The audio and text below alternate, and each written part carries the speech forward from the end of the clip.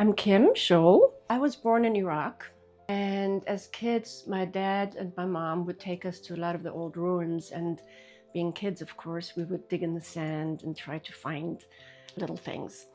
And because back then, also in Iraq, things were very loose still. It was not like when you go to ruins nowadays where everything's pretty much sealed and protected. And my parents used to also collect a lot of antiquities and also paintings. They knew painters, they knew artists, whether they were sculptors, painters, or whatever.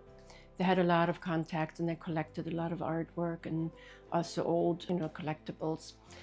Amongst which were also a few little items that were made out of bronze and olden times. And I think those things really influenced me. So when I started making jewelry, I've had this urge to make it look ancient, like it was just dug out of the ground, and also handmade, because I have a little bit of a beef with just the way everything's becoming so incredibly machine produced that I just am trying to do more of the opposite. And that's why I also like to make use of things that break, that you have to mend, or you just use broken parts.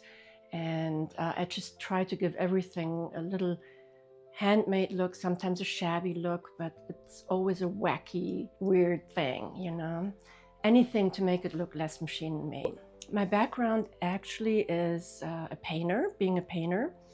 And I started making jewelry, or dabbling with making jewelry, in the mid-2000s when, my husband at the time was very sick and I had to work at home. So I wasn't able to go to the studio. And a friend of mine had told me about this silver clay. It was PMC that was used to be made by Mitsubishi Motors. Well, actually a sister company of Mitsubishi Motors. And they were recovering the, gold and silver and platinum that was in the catalytic converters and the cars and other parts.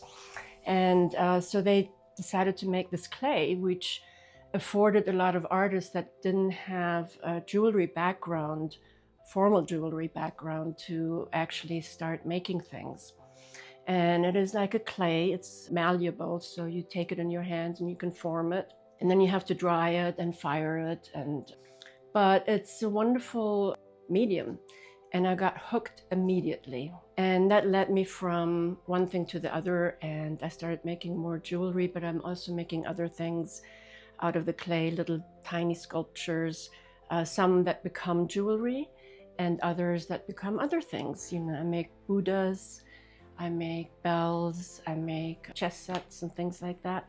So it's a very rewarding process, and what I like about the process too is now that I'm working more with a different kind of clay that is bronze based, and this clay needs to be fired in a reduction fire, and you get different patinas that occur naturally. But you also can manipulate the look by applying chemical patinas. And it's really wonderful because a lot is ruled by coincidences too. Even the patinas that are chemical, so many variants occur, like the humidity in the air, the temperature, how hurried you are, or how you heat it up, and how you treat it afterwards through, sealing it with wax and polishing it. But it's really a fun process because you have to kind of be prepared for the unexpected. And I love that. Making art is very challenging.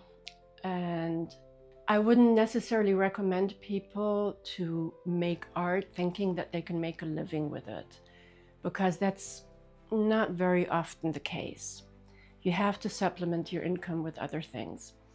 And that's the biggest challenge for most artists, especially in Ohio or in smaller states that aren't as tourist-oriented.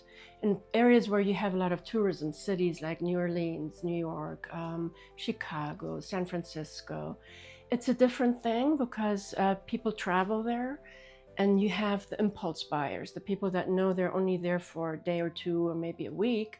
So if they want something that they see, they usually buy it on the spot because they know the likelihood that they're going to come back is very, very small. In Ohio, we don't have that tourist industry quite that way. And so it's much, much harder to sell. You know, of course, the longer you work in an area, and that's the nice thing about being in a building like this, where you have open studio days, it helps people familiarize yourself with the studio spaces and know that this is where they can come back. And I've had some artists that when I showed somewhere else many years ago, and she didn't know how to contact me because I also don't have a website that you can sell with. And so she finally found me and she was very happy. So it's nice to have a base, and that helps. And people so far really like my work, and I know a lot of them come back, even if they just look. And that's the wonderful thing that people need to realize. Support is in so many ways, not just financially. It is also the feedback we get as artists that give us purpose, because otherwise if we don't have an audience, who are we making this for, you know? I mean, I will always make art even if I didn't have an audience, but having people enjoy it, even if they just come to visit, to look, that already in itself is a gift. In the future, I am hoping to be able to show more of my artwork painting-wise. During COVID, I had a hard time getting back into painting. I was in Germany during the time, and I couldn't come back because I didn't have medical insurance here, so I was stuck being there, which was great.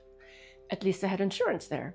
And I thought, oh wow, this is the perfect time to make artwork, because I can't go out, I can't do anything, so I might as well do art. I could not.